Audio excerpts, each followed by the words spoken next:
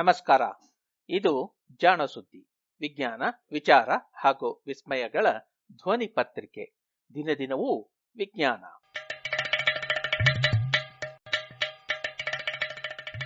ಸಂಪುಟ 4, ಸಂಚಿಕೆ 7, ಸೆಪ್ಟೆಂಬರ್ 17, 2020. ಸುದ್ದಿ ಸಂಶೋಧನೆ.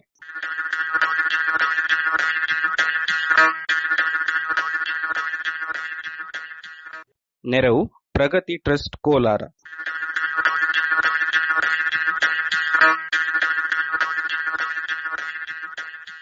ಶುಕ್ರನಲ್ಲಿ ಜೀವಕಳೆ.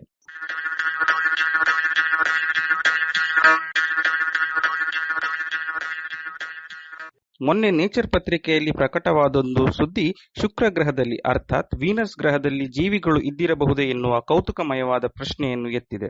ಸೌರಮಂಡಲದಲ್ಲಿ ಶುಕ್ರ ಗ್ರಹ ಸೂರ್ಯನಿಗೆ ಬಲು ಹತ್ತಿರವಿರುವ ಎರಡನೇ ಗ್ರಹ. ಇದನ್ನು ಭೂಮಿಯ ಅವಳಿ ಎಂದು ಹೇಳುವುದುಂಟು. ಏಕೆಂದರೆ ಇದರ ಗಾತ್ರ ಹಾಗೂ ಇದರ ಭೂರಚನೆಗಳು ಭೂಮಿಯಂತೆಯೇ ಇವೆ. ರಾತ್ರಿ ಆಕಾಶದಲ್ಲಿ ಬೆಳ್ಳಗೆ ಪ್ರಖರವಾಗಿ ಹೊಳೆಯುವ ಈ ಗ್ರಹದಲ್ಲಿಯೂ ಭೂಮಿಯಂತೆ ನೀರು, ಗಾಳಿ ಮತ್ತು ಜೀವ ಇರಬಹುದು ಎಂದು ಜನ ಕಲ್ಪಿಸಿದ್ದರು. ಆದರೆ ದೂರದರ್ಶಕಗಳಲ್ಲಿ ಸುಧಾರಣೆ ಬಂದ ಹಾಗೆ ಇದರಲ್ಲಿ ಇರುವುದು ಕೇವಲ ದಟ್ಟವಾದ ಮೋಡ, ಬಲು ಬಿಸಿಯಾದ ನೆಲ ಎನ್ನುವುದು ಸ್ಪಷ್ಟವಾಯಿತು. ಜೀವ ಇರಬಹುದು ಎನ್ನುವ ಕುತೂಹಲವೂ ತಣ್ಣಗಾಯಿತು.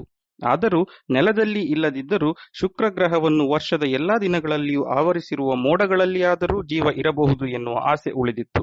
ಆ ಆಸೆಗೆ ನೇಚರ್ ಆಸ್ಟ್ರಾನಮಿ ಪತ್ರಿಕೆ ಪ್ರಕಟಿಸಿರುವ ಈ ಶೋಧ ನೀರೆರೆದು ಮರುಜೀವ ಕೊಟ್ಟಿದೆ ಎನ್ನಬಹುದು.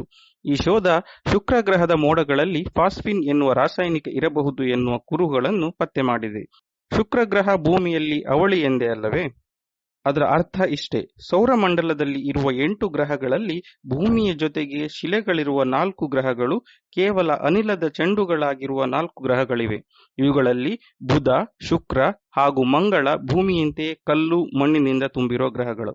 ಅದರಲ್ಲೂ ಶುಕ್ರ ಗ್ರಹದ ಗಾತ್ರ ಹೆಚ್ಚು ಕಡಿಮೆ ಭೂಮಿಯಷ್ಟೇ ಇದೆ. ವ್ಯಾಸದಲ್ಲಿ ಭೂಮಿಗಿಂತ ಇದು ಸ್ವಲ್ಪ, ಅಂದರೆ ಸುಮಾರು 640 ಕಿಲೋಮೀಟರ್ಗಳಷ್ಟು ಪುಟ್ಟದು. ಅದೇ ಮಂಗಳ ಗ್ರಹ ಭೂಮಿಯ ಅರ್ಧದಷ್ಟು ಪುಟ್ಟದು. ಇದಷ್ಟೇ ಭೂಮಿ ಹಾಗೂ ಶುಕ್ರಗಳ ನಡುವೆ ಇರುವ ಸಾಮ್ಯ. ಉಳಿದೆಲ್ಲವೂ ಅಜಗಜಾಂತರ ಎನ್ನಬಹುದು. ಉದಾಹರಣೆಗೆ, ಭೂಮಿಯ ನೆಲದ ಮೇಲಿನ ಸರಾಸರಿ ಉಷ್ಣತೆ 90 ಡಿಗ್ರಿ ಸೆಲ್ಸಿಯಸ್. ಅದೇ ಶುಕ್ರನ ಮೇಲೆ ಇದರ 20 ಪಟ್ಟು, ಅಂದರೆ 434 ಡಿಗ್ರಿ ಸೆಲ್ಸಿಯಸ್ನಷ್ಟು ಇದೆ. ನಮ್ಮ ಭೂಮಿಯ ಮೇಲೆ ಇರುವಂತೆ ನದಿ, ಕೊಳ, ಸಮುದ್ರಗಳು ಅಲ್ಲಿ ಇರಲು ಸಾಧ್ಯವೇ ಇಲ್ಲ. ಹಾಗೆ ನೀರು ಇದ್ದರೂ ಅದು ಆವಿಯಾಗಿಯೇ ಇರಬೇಕು, ಅಷ್ಟೊಂದು ಬಿಸಿ ಆ ಗ್ರಹ. ಅದು ಬಿಸಿಯಾಗುವುದಕ್ಕೂ ಕಾರಣವಿದೆ. ಭೂಮಿಯಲ್ಲಿ ಒಂದು ದಿನ ಎಂದರೆ 24 ಗಂಟೆಗಳು, ಆದರೆ ಶುಕ್ರನಲ್ಲಿ ಹಾಗಲ್ಲ. ಅದರ ಒಂದು ದಿನ ಎಂದರೆ ಭೂಮಿಯ 240 ದಿನಗಳು. ಇನ್ನು ಒಂದು ವರ್ಷ, ಅರ್ಥಾತ್ ಅದು ಸೂರ್ಯನ ಸುತ್ತಲೂ ತೆಗೆದುಕೊಳ್ಳುವ ಸಮಯ 224 ದಿನಗಳು. ಒಂದು ರೀತಿಯಲ್ಲಿ ಅದು ನಮ್ಮ ಚಂದ್ರ ಭೂಮಿಗೆ ಹೇಗೆ ತನ್ನ ಒಂದೇ ಬದಿಯನ್ನು ತೋರಿಸುತ್ತಾ ಸುತ್ತುತ್ತಿದೆಯೋ ಹಾಗೆ ಶುಕ್ರ ಸೂರ್ಯನಿಗೆ ತನ್ನ ಒಂದೇ ಬದಿಯನ್ನು ತೋರಿಸುತ್ತಾ ಸುತ್ತುತ್ತದೆ ಎನ್ನಬಹುದು. ಹಾಗೆಯೇ ಅದರಲ್ಲಿರುವ ಗಾಳಿಯೂ ಜೀವಾಧಾರವಾಗಿರಲಿಕ್ಕಿಲ್ಲ. ಏಕೆಂದರೆ ಅಲ್ಲಿರುವ ಗಾಳಿ ಬಲು ದಟ್ಟವಾಗಿದೆ. ಎಷ್ಟು ಎಂದರೆ ನೆಲಮಟ್ಟದಲ್ಲಿ ಅದು ಭೂಮಿಯಲ್ಲಿ ನೆಲಮಟ್ಟದಲ್ಲಿರುವ ಒತ್ತಡದ 90 ಪಾಲು ಹೆಚ್ಚಿರುತ್ತದೆ. ಇದು ಸಮುದ್ರದೊಳಗೆ 1 ಕಿಲೋಮೀಟರ್ ಆಳಕ್ಕೆ ಹೋದಾಗ ನಮ್ಮ ದೇಹದ ಮೇಲೆ ಬೀಳುವ ಭಾರಕ್ಕೆ ಸಮ. ಅಷ್ಟು ಭಾರವನ್ನು ಹೊತ್ತು ನಾವು ಸರಾಗವಾಗಿ ಉಸಿರಾಡಲು ಸಾಧ್ಯವೇ ಇಲ್ಲ.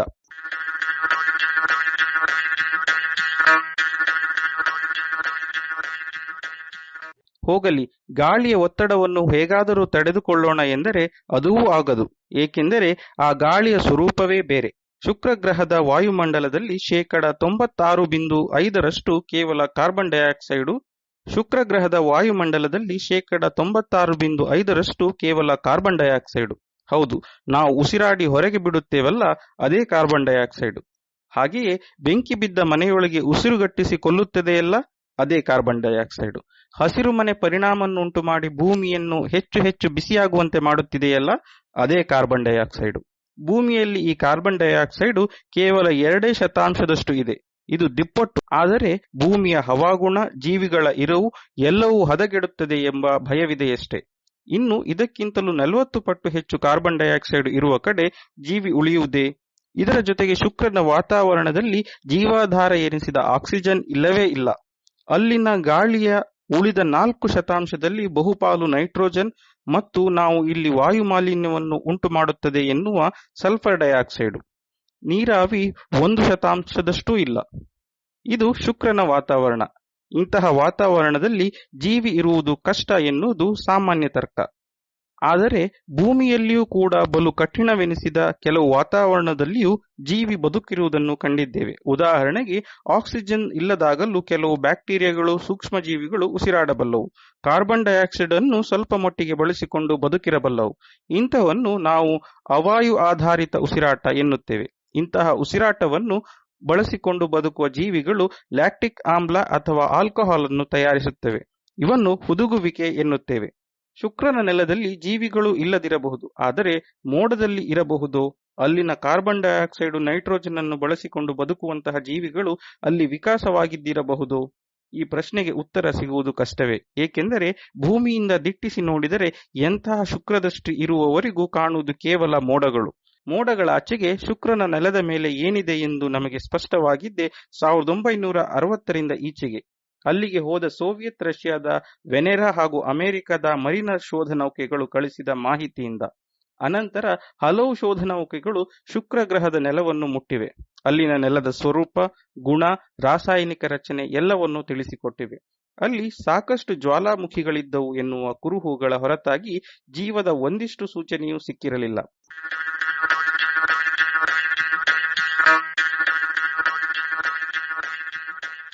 ಇದೀಗ ಇಂಗ್ಲೆಂಡಿನ ಕಾರ್ಡಿಫ್ ವಿಶ್ವವಿದ್ಯಾನಿಲಯದ ಜೇನ್ ಗ್ರೀವ್ಸ್ ಹಲವು ಅಂತಾರಾಷ್ಟ್ರೀಯ ಸಹೋದ್ಯೋಗಿಗಳ ಜೊತೆಗೂಡಿ ಶುಕ್ರ ಗ್ರಹದ ಮೋಡಗಳಲ್ಲಿ ಅತ್ಯಲ್ಪ ಪ್ರಮಾಣದಲ್ಲಿ ಇರುವ ಅನಿಲಗಳ ವಿಶ್ಲೇಷಣೆ ಮಾಡಿದ್ದಾರೆ.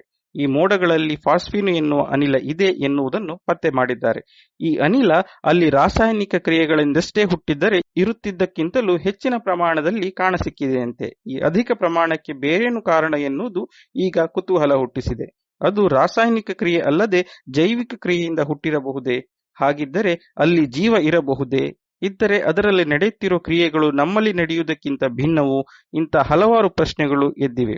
ಕೆಲವು ವರ್ಷಗಳಿಂದ ಅನ್ಯ ಗ್ರಹಗಳ ವಾಯುಮಂಡಲದಲ್ಲಿರುವ ವಿವಿಧ ಅನಿಲಗಳನ್ನು ವಿಶ್ಲೇಷಿಸಿದರೆ ಅವುಗಳಲ್ಲಿ ಜೀವ ಇರಬಹುದಾದ ಕುರುಹು ದೊರಕಬಹುದು ಎನ್ನುವ ಒಂದು ಅಂದಾಜಿನಿಂದ ಖಗೋಳ ವಿಜ್ಞಾನಿಗಳು ವಿವಿಧ ಗ್ರಹಗಳತ್ತ ಕಣ್ಣು ನೆಟ್ಟಿದ್ದರು. ಇದಕ್ಕೆ ಕಾರಣವೂ ಇದೆ. ಸಾಮಾನ್ಯವಾಗಿ ವಾಯುಮಂಡಲದಲ್ಲಿ ಪ್ರಧಾನವಾಗಿರುವಂತಹ ಅನಿಲಗಳು ಗ್ರಹದ ಮೇಲೆ ಜರುಗುವ ಭೌತಿಕ ವಿದ್ಯಮಾನಗಳಿಂದ ಹುಟ್ಟಿರುತ್ತವೆ.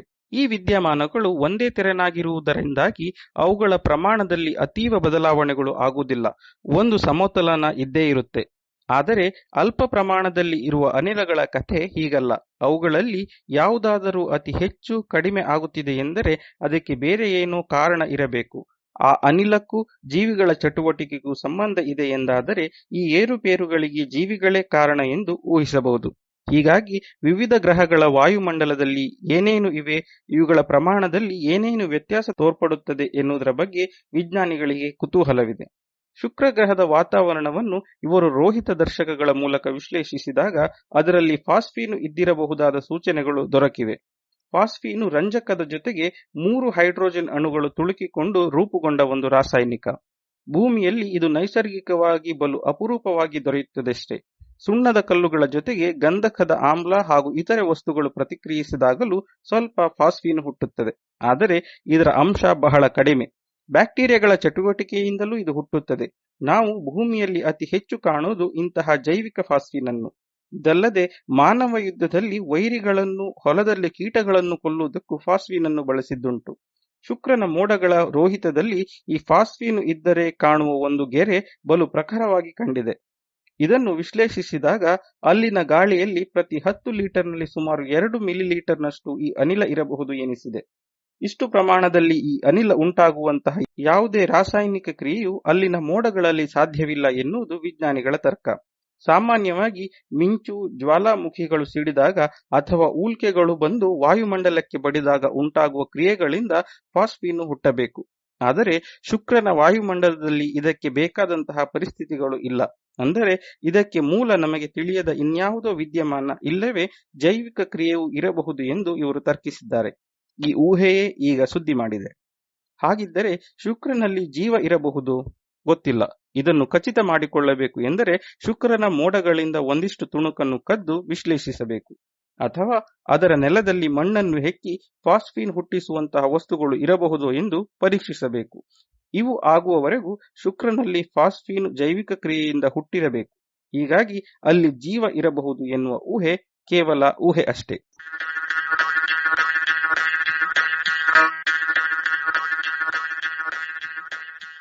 ಇದು ಇಂದಿನ ಸುದ್ದಿ ಸಂಶೋಧನೆ. ರಚನೆ ಕೊಳ್ಳೇಗಾಲ ಶರ್ಮಾ. ಜಾಣ ಧ್ವನಿ ಶರತ್ ಬಿಜೂರು.